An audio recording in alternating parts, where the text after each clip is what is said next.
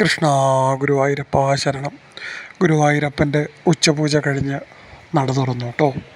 ഇന്ന് രണ്ട് കൈകളും അരയിൽ കുത്തി പുഞ്ചിരിച്ചുകൊണ്ടാണ് ഭഗവാൻ ശ്രീലകത്തുള്ളത് കേട്ടോ.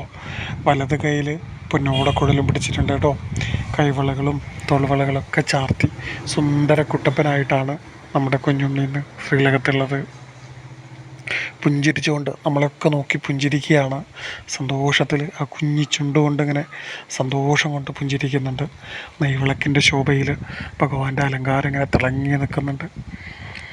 ആ പ്രൗഢിയോടുകൂടി തന്നെ എല്ലാവരുടെ മനസ്സിലേക്കും പൊന്നുഗുരുവായൂരപ്പൻ്റെ അലങ്കാര രൂപം തെളിഞ്ഞു വരട്ടെ.